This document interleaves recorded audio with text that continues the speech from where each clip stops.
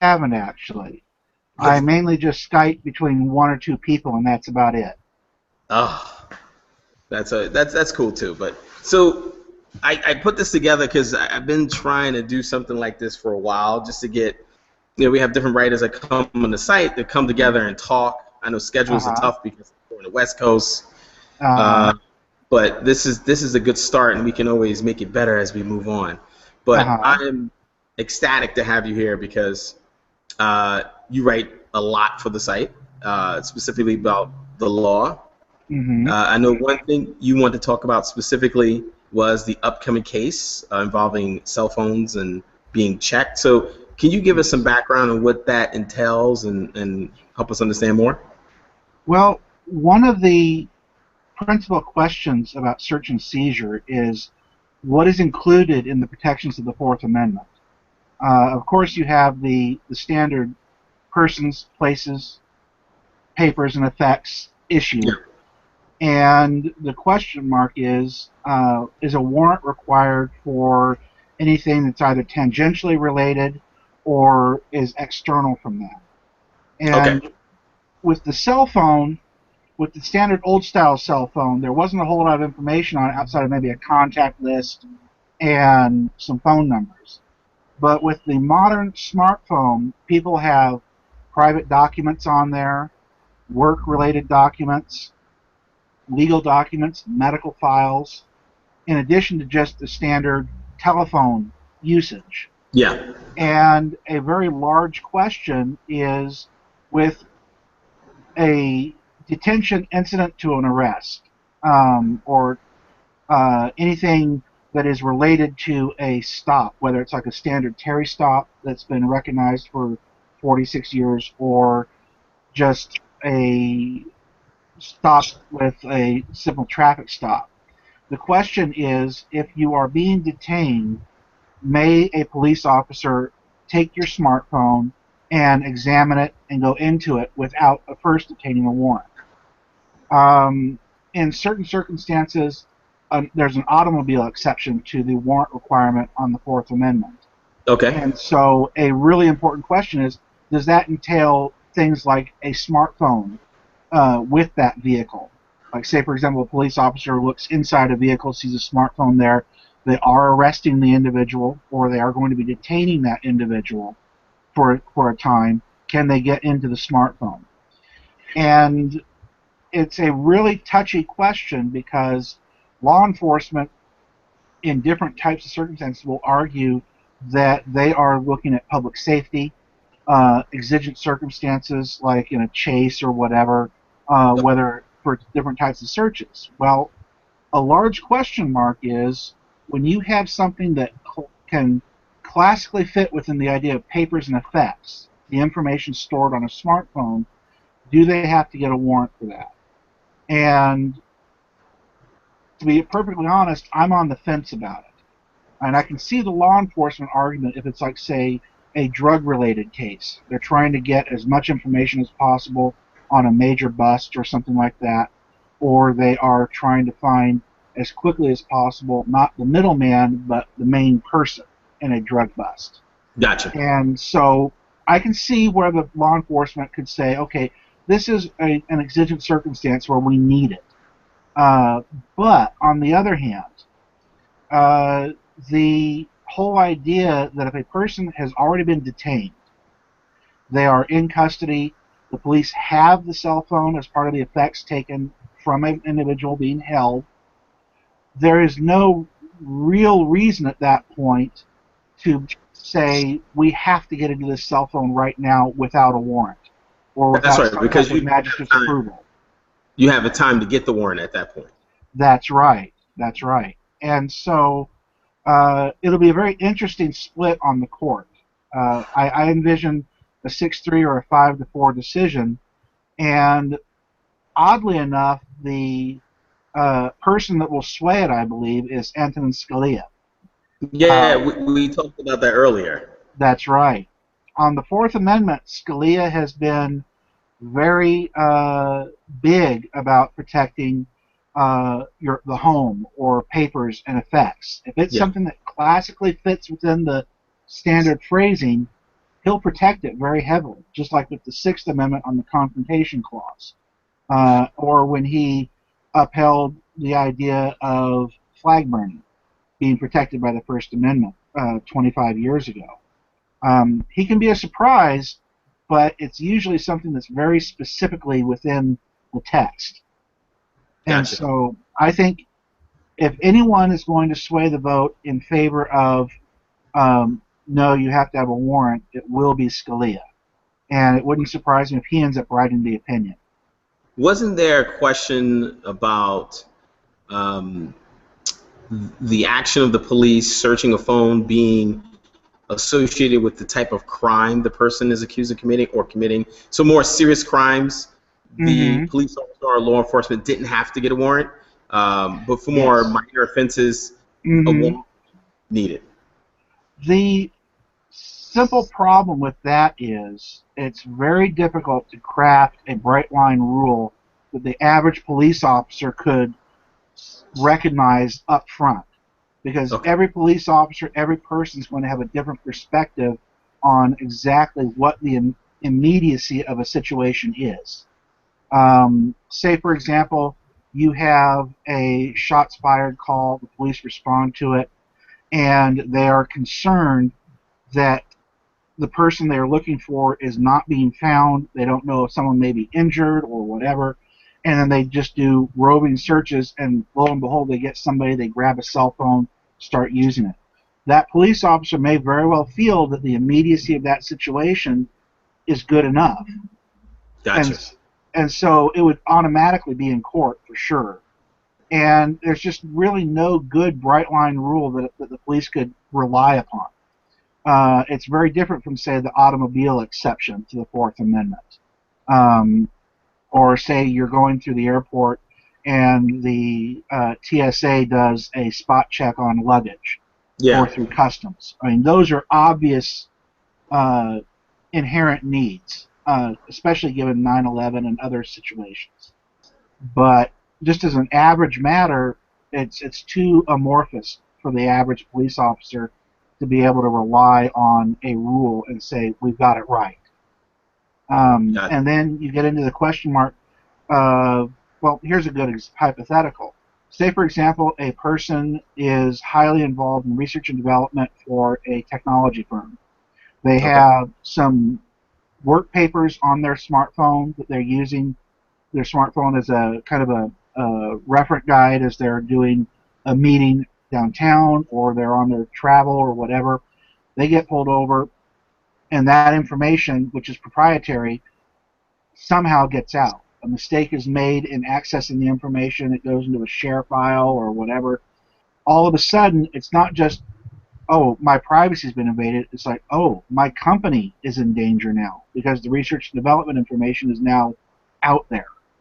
Gotcha. And so, I mean, the hypotheticals are broad, but they are somewhat realistic. I mean, I accidentally shared a picture off of my cell phone once and didn't even intend to, and it wasn't a bad picture or anything, but I was shocked when I got a phone call saying, where was this taken? So it's just really easy to do. Yeah. So if you were a betting man, where do you think the court is going to come down on this issue? I think the court will do a narrow decision. They will throw out the idea that the police have a blanket authority, but they're going to have to demonstrate that the exigency is serious enough. I mean, somewhat like you were talking about, where medium to high level crime, but it's going to be very difficult to write the opinion. I think if it goes the other way, it'll be Scalia writing it. If it doesn't, it'll probably be either Alito or Roberts writing the opinion that narrowly construes it. Gotcha. It is tough, though, even if you constrict it to crimes that are quote-unquote serious, who's the judge of that? Who's making the decision of saying, this crime is serious enough for me to invade your privacy and check your cell phone? That's right. So I think then you need someone to police, and then it goes down a rabbit hole of someone, Yes. the tail being chased around and around, and finding someone who's the authority of making that decision. So That's I think right. That's that right. makes it in itself.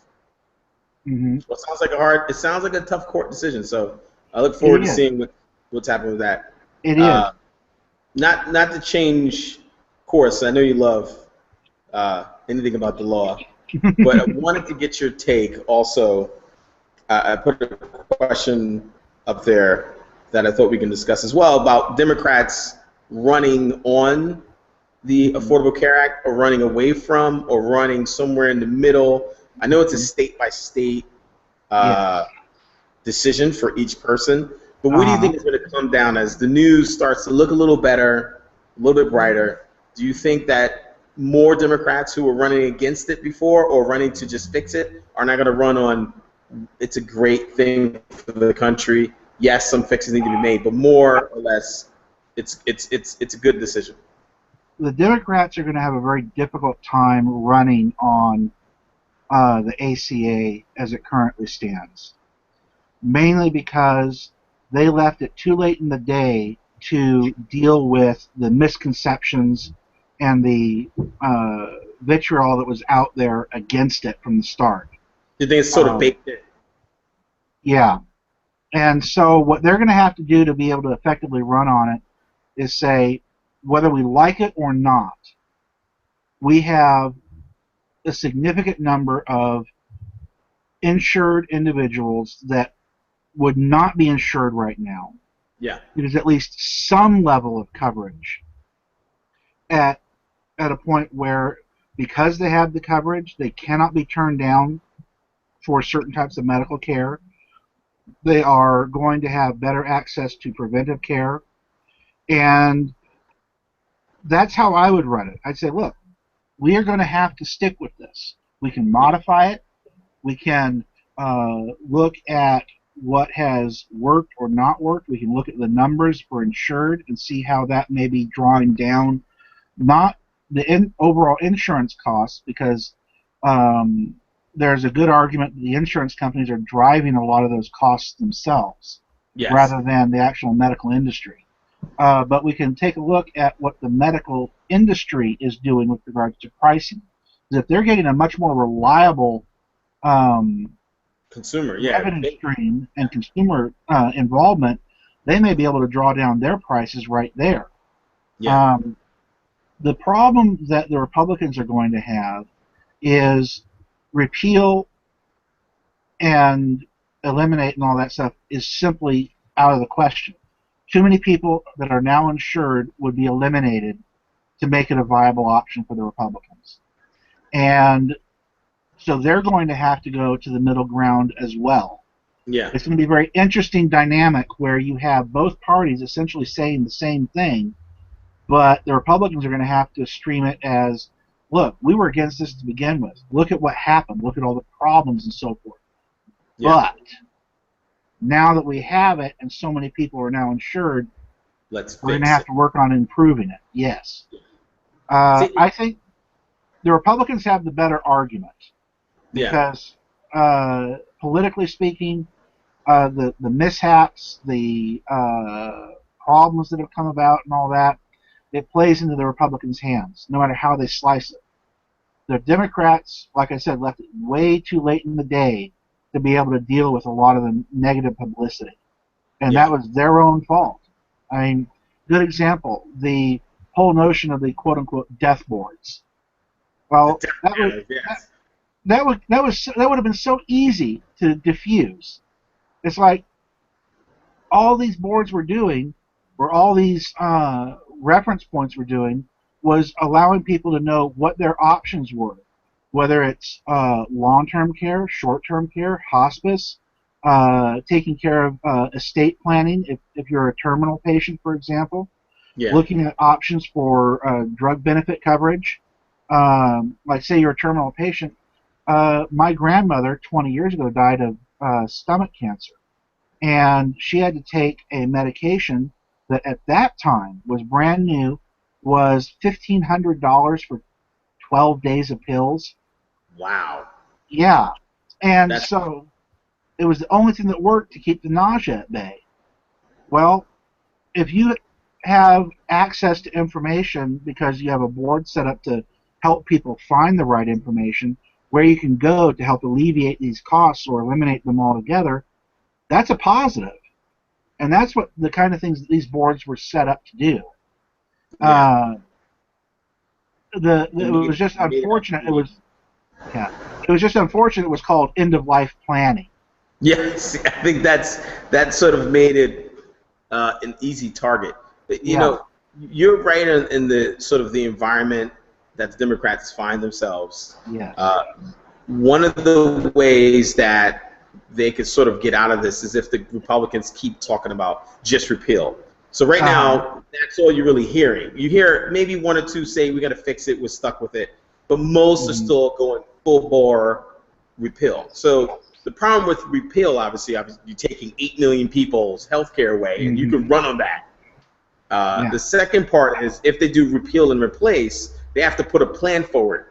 And as we know, the big issue of cost is due to the people with pre-existing conditions. And when you try to cover those people, the cost goes up.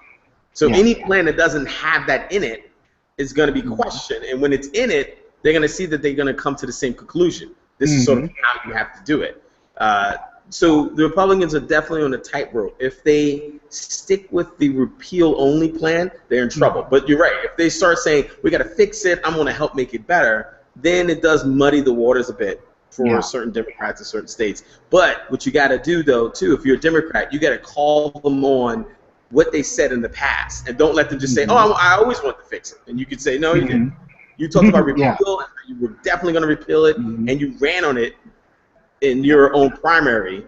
Don't change your tune down in the general. So you got to hold people's feet to the fire, and then that may make a little bit sunnier days for certain Democrats in certain places. And I really think that how the Republicans play it is going to depend very seriously on the impact of the infighting between the establishment and Tea Party Republicans. If the Tea Party emerges on top, then it'll be a nightmare for the Republicans on the whole repeal issue. Because they have full repeal. There's no middle ground. And so, in a lot of ways, it's too early to tell because the infighting in the Republican Party is rampant. I mean, look at all the articles you see about the primaries that are going on in states like North Carolina, for example. Yeah. And so, until that kind of plays itself out, the Democrats, in a lot of ways, are in a good position to be able to step back, not get into the fray, and not look like they're trying to attack, and let the Republicans destroy themselves on it. And then come in, and whatever side comes in, be able to say, hey, look, we're the word of reason here. We put something in place. It does need modified, but we're at least willing to do it. They're, on the other hand, depending on what side's going on, they're just looking at the political side. They're not looking at the practical realities. Yeah. No, it's true. It's true. It's definitely too early to tell, and time's gonna tell where the mood of the country's gonna go and where the vote's gonna go. But it definitely the Democrats are in a dangerous position. The Republicans are in a dangerous position because when Republicans run in their primary, they tend to be very conservative, and then they try to sort of change. And over the last couple cycles, people have been holding them to what they said in their primaries. Before, the primary is primary. It goes, it's done, and then everyone forgets that you said you want to end the Board of Education. That's right. But now things like videotape tend to make you remember your words. That 47% comment. Yes. That Romney did. Yes. I mean, in context, what he was saying was actually very true, but the tape, you slice that tape just right without any context, and it sounds horrible. Because we talked specifically about income taxes. But that sounds like, who it sounds like. Whenever I hear that comment, I think I know where he gets it from. It sounds like Paul Ryan. Whenever you hear Paul Ryan, that's sort of his tone he takes. The 47%, the word takers versus makers. That's like I don't know. I think he got some of his policies from Paul Ryan. Yeah. The one thing about Paul Ryan that I can appreciate is he is, at the very least, putting ideas out there in Yeah. a very solid form. Whether we agree or disagree with those policies is totally beside the point. He at least has the guts to get out there and say, here's my idea. Let's debate it. And not too many people do that nowadays. No, I agree with that. I think my big thing with Paul Ryan is he tends to say things, for example, during the 2012 elections about Iran. He quoted her a lot, which is fine. But then when it became certain things she said in the past, and they said, "Well, do you believe in this?" He said, "Oh, I don't know much about her." You can't be an intellectual and then say, "Oh, I didn't know that. I was just quoting someone I didn't know." That's right. Paul Ryan's a very smart man. He understands who she was. Yeah. He quoted that person. He needs to be a little bit more upfront and say, "You know what? I did quote her. I don't believe in that part of her viewpoint. I did believe in this," but he sort of just throws the baby out with the bathwater and say, "I don't know anything. I just, it's a random quote. I'm sorry." That's right. That's my whole thing with him. Now getting back to the Supreme Court, the affirmative action case has now been decided, and obviously it was more about states' rights to decide whether or not they want affirmative action in their state, not affirmative action as a whole. That's right. I know you agreed with the court's decision based on the state having the right to do that. What is, if you could take the other part of that argument, what would you say was missing from that decision? The principal thing that was missing in my mind was pretty much what Breyer said in his concurrence. He said, this is what we are not deciding. Okay. We are not deciding affirmative action by itself.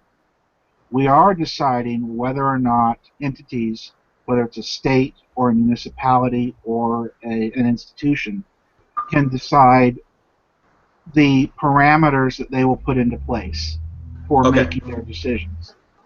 The majority opinion, it kind of did a soft brush on that, but it didn't necessarily come out and say it as directly as it should have, because in a lot of ways it made it more about affirmative action by itself than it did about what they were really talking about.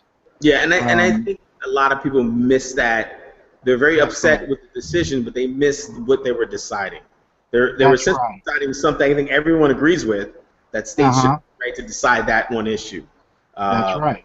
One way or the other, rather than saying, oh, you had the right to decide, but, oh, by the way, you can't do it on this side right over here. Yeah. And so I like the pragmatism of the opinion, because affirmative action nowadays needs a more pragmatic approach in terms of constitutional law. 50 years ago, it needed a very direct approach, an idealistic approach.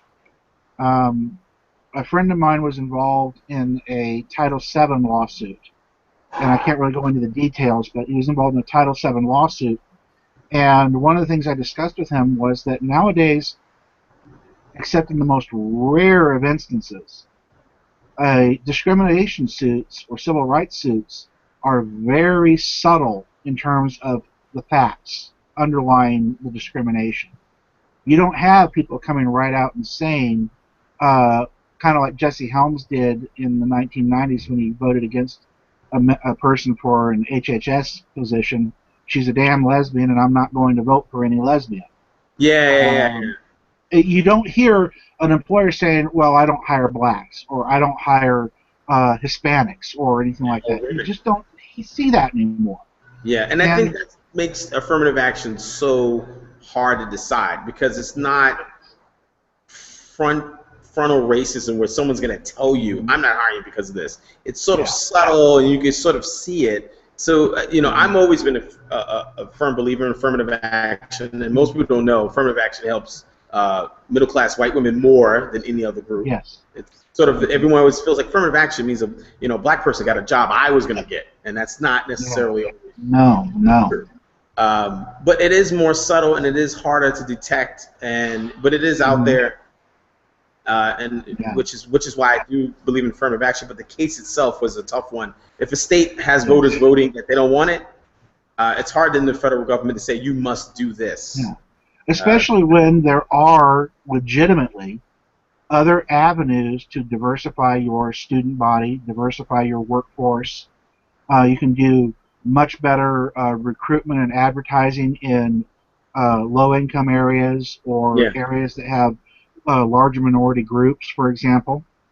Uh, and so the court, I think, the pragmatism of it made a lot of sense.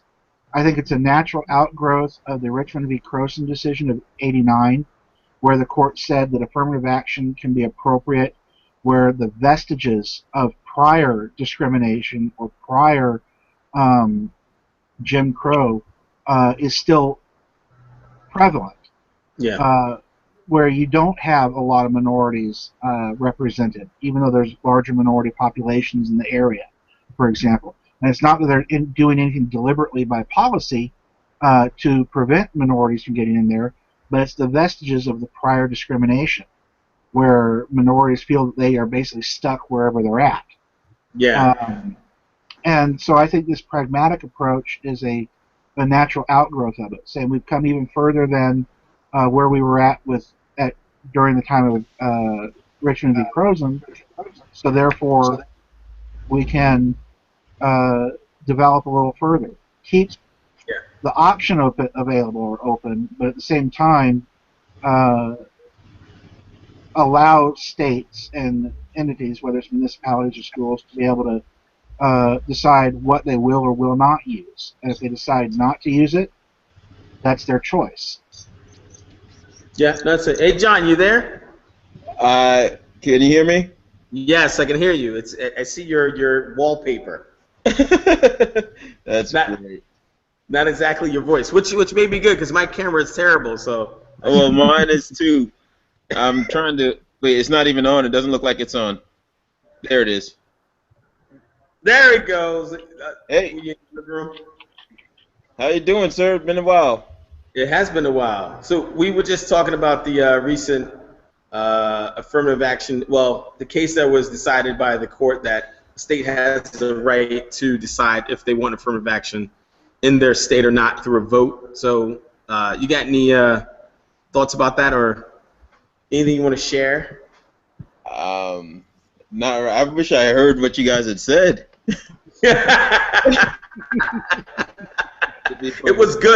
good. So basically, there was an agreement that states do have a right to make that decision. Yeah. Of course, the court didn't make the largest decision on whether or not, in a way, that affirmative action is still needed in this country. Right. That was this based off of the University of Michigan, right? Yes, correct. Mhm. Right. Right. Yeah. I don't really have anything to add right now. That's okay. You can have something to add later. Oh yeah. Oh yeah. Oh yeah. No, so what I was thinking is there was a report I saw earlier about um, the cases where states got rid of affirmative action, that the enrollment of Black and Hispanic and women took a major dip. So that's one thing I think people need to keep in mind when these decisions are made. It does adversely affect minorities and also women.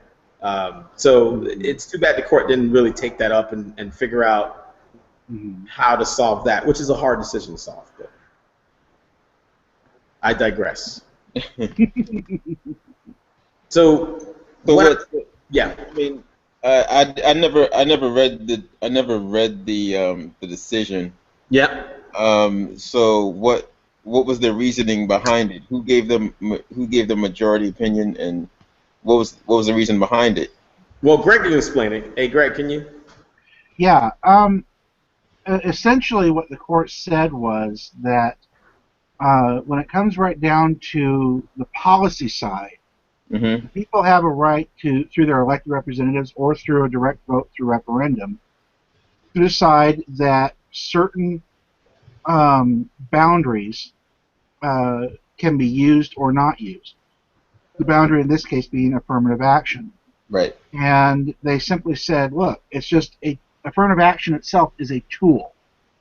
And just like any business or Right. city or state, or they can choose whatever tool they feel will work best to deal with an existing problem, Okay. whether it be discrimination So, or whether it be anything. so by And then, so by then saying that this tool isn't necessarily needed anymore, then they're basically saying the problem isn't necessarily there. no, no, no, no. The court was simply saying that a state has the right to say that certain tools will not be utilized. Just Okay. like the opposite would also be true by the logic of that decision. If they want to have affirmative action in there and they decide to do it themselves, then they Then they can can't do take it that. away. Right. Okay. So you're Yeah. going to probably see affirmative action sort of on the coast, Mm-hmm. colleges, and then sort of in the middle of America, not there. Uh, Yes. It's going to create two Americas. right. The big thing, So, the big thing that is, my point was, if there's a reason why they said that this tool isn't. I mean, this tool can be decided by the states as opposed to how it's how uh-huh. it's been decided. Um, Well, so saying that they're kind of acknowledging that there doesn't really necessarily need there's no problem that necessarily needs to be fixed. That's what I'm saying. yeah, not what the question the court was asked and answered. Right. Okay. Mainly because the what you're talking about, the inference that you're giving would Mhm. be if the court gave a directed verdict about affirmative action as a concept, whether it's constitutional or not. All this that decided was whether or not states have a right to choose to utilize it or not utilize it. Right. That's a very, very different question. And Right. so the inference you're making doesn't fit with what the court was actually doing. I see. And what I was talking to Demond earlier about was when he asked me what was missing from the opinion. Uh, my honest view is the biggest thing that was missing was what was in Breyer's concurrence, where he said, "Here is what this opinion is not about," and very specifically said it's not about affirmative action itself. Right. It's about whether or not states or entities have a right to decide Right. to utilize it or not utilize it. Right. And And that's that's it. I can't disagree with that. I just on a policy level, I really can't disagree with that kind of statement, that kind of verdict. Yeah. yeah, and that's what made it hard because most people Right. do say, okay, I think a state should have the right, just like New York should have the right to have affirmative action. Because you can Right. imagine a That's right. person saying, hey, I don't want affirmative action here no more. I'm going to create a law to get rid of it. They couldn't because there was always a vote and it was already ratified. That's right. The reverse can be true. But now I wanted to, as we move on, talk about one more thing, which is the minimum wage. And I wanted to get your take. And since John hasn't spoken too much since he came just now, wanted to get your take on it, if you have one, about the minimum wage. I actually hadn't thought about. To be perfectly honest, minimum wage hasn't really been on my radar. Because you make so much money? You're so rich. No, not at all. Not at all. Yeah, John. It looks like a palace behind you. I wish it were. No, sir. No. Minimum wage it just hasn't been too much on my radar. From what I understand, you were in your blurb of what you wanted to talk about minimum wage. Whether or not this would be a tool for the upcoming midterms. Yes, yes. Gosh. I'd rather hear you guys talk about it. Yeah, look, I don't mind. I love talking about minimum wage all day. Please. Good thing I'm not making it because it'd be so hard right now. My take on minimum wage is it's definitely going to be used as a tool by the Democrats against the Republicans. Whether or not it's going to be a successful tool is another question. That's probably state by state, like every issue there is. But I think if you look at the new reports coming out, Republicans are now coming around to a minimum wage being increased. Now the question becomes amounts, and that's sort of how you muddy it up, right? No, I'm for minimum wage too. I just don't. We just don't decide on how much we want to raise it. 10.10 is a number that Democrats want. I'm assuming Republicans are going to go somewhere in the $8 to $9 range, and I think that's going to be the fight. Obviously, if you make a minimum wage, you want to make more than $9. If you can make 10, so I'm assuming Democrats have the upper hand in that issue.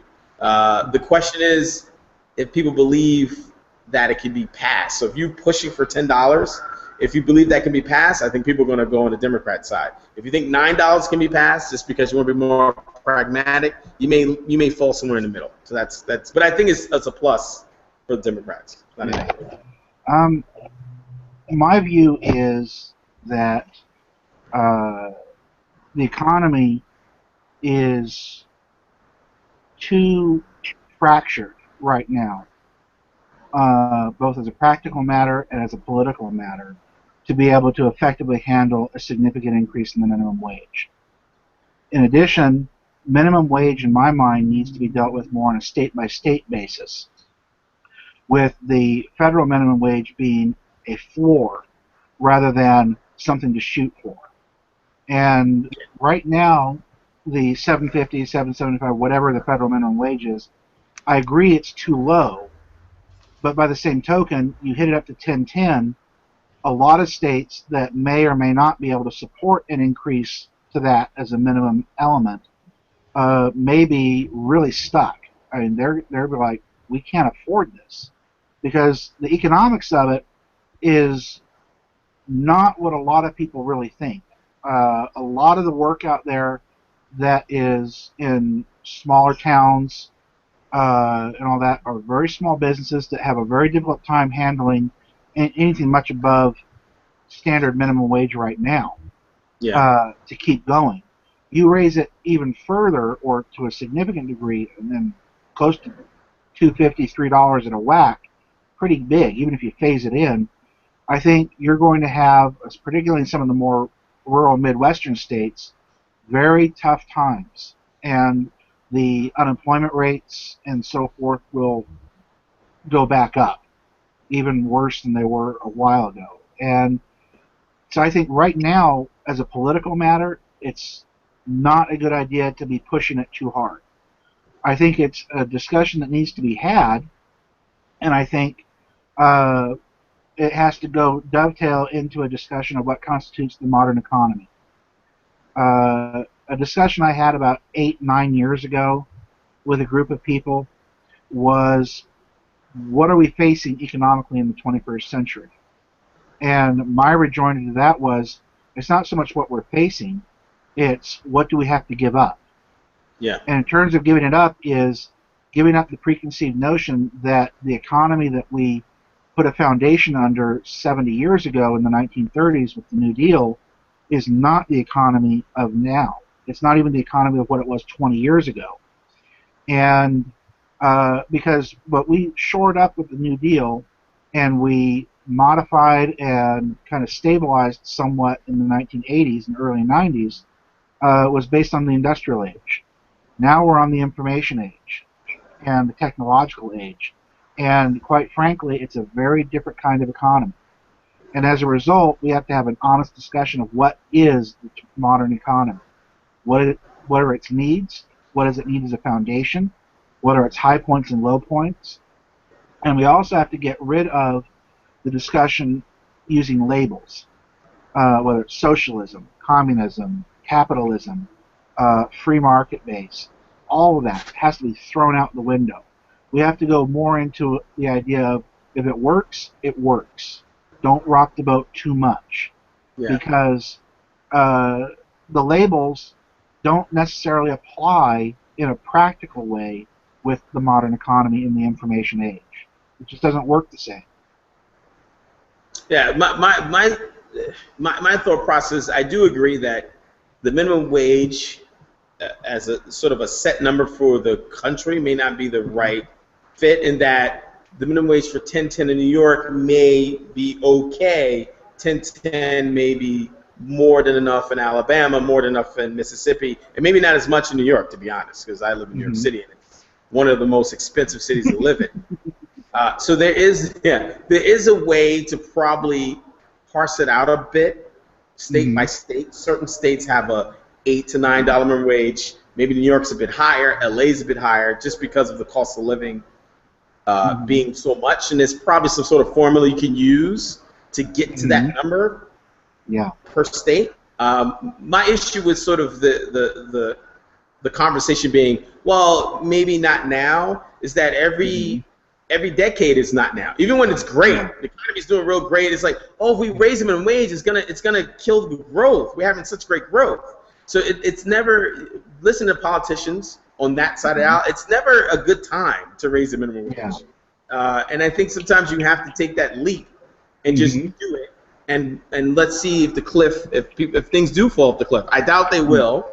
But I think a phased-in approach, a state-by-state approach may be prudent. But I do feel like we need to do something now versus later. That's my opinion. I think part of the problem is that not enough of the public understands the complexity of the issue itself. Right here. John raised his hand. And the sad part is the very people that don't understand the complexities of it are very well-meaning, they're hardworking, they're out there, and all of that. But the nuances of the issue, like what kind of an impact does the minimum wage have on a standard business in a small town, versus a large industrial base in, say, Pittsburgh, New York, wherever, say on the East Coast, or LA or San Francisco in the West Coast, or the Silicon Valley for that matter.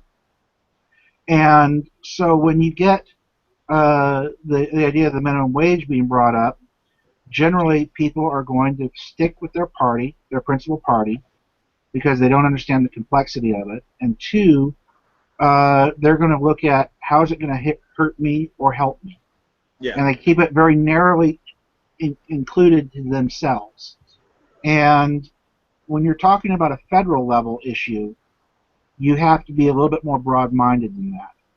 It's not that people shouldn't be concerned about how things affect them, but you also have to be aware that when you're talking about the federal government as opposed to your state government, you're talking about the welfare and well-being of over 300 million people, not just, say, 20,000 in your hometown, or 5 or 6 million in your state, or a larger state like New York or whatever, or California. It's not as narrowly constricted. And this is kind of slightly off topic, but it's related. When I look at, say, the Tea Party, for example, I was thrilled to see the Tea Party movement originally for one very important reason. It got more people out there and politically motivated and into the issues than any other movement I've seen in a long time.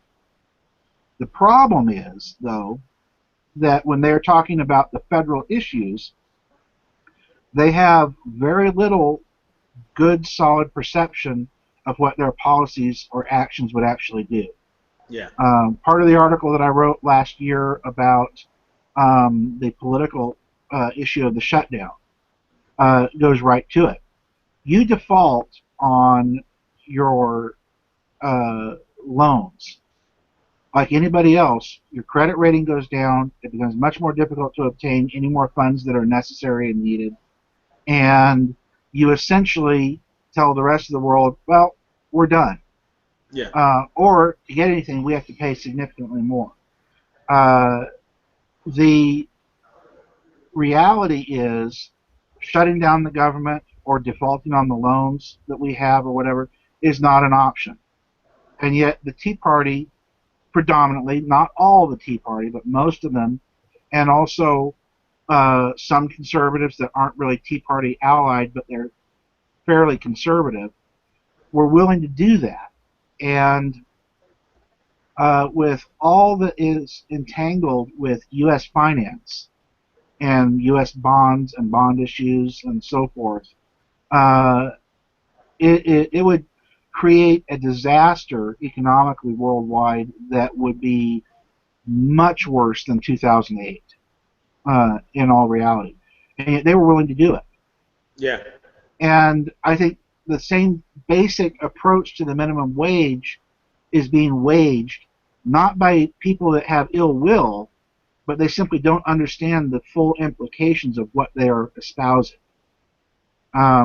Sometimes they have good ideas, or at least they have ideas out there that can generate a lot of good discussion and maybe some good compromise. But when you're not willing to compromise and deal with the issues in a credible fashion, whether it's minimum wage or something else, it becomes politically impossible to deal with. It doesn't matter whether you're Republican or Democrat or Independent. But it also gets to a point where we may have to raise the minimum wage in a few years if we haven't done anything about it. Not $1 or $1.50, but $4, $5, or $6. And imagine the fallout of that. Yeah, I agree. All right. Well, you know what? It's getting late. I'm more than likely got to put a kid or two in the bathtub. So I want to thank both of you for joining me in this first one. I think the next time, two things I'm going to do next time. One, I'm going to get a better camera. And I actually have a really good camera, but for some reason the computer camera's on, but not the really good camera. So it makes it a little fuzzy back here, but it's not. It's really bright. Anyway, but I want to thank you both for coming. John, you got anything to say before you go? No, actually, the reason why I joined this hangout is, you know, I wanted to kind of educate myself a little better on, you know, current issues. I've been kind of, you know, getting married, John. That's what you've been doing. Married. I see you about to get married or getting married. Yeah. But I mean, you know, I mean, you know, I can't even I can't watch the news anymore because I feel like I'm constantly, you know, I feel like everything is too partisan. So I feel like it's all babble. You know what I mean? So I'm just trying to find my way, you know, through all of it. So, you know, I'm actually glad that I was, you know, able to sit in and listen to you guys, you know, talk about these issues. No, I appreciate that, and I think that's what I talked to Greg about this early on. The purpose of the site was just that, to sort of not be as partisan as other places are, and exchange ideas. And hopefully, this is just a facet of the greater, you know, the greater purpose of the site. So hopefully, it's working. Greg, got anything to say before we go? Just thank you very much. It's been a lot of fun. I look forward to the next one a lot. Perfect. Absolutely. Great. All right, guys. I'll see you soon. All right. Take care. All right. Take care. Bye. Bye. Good.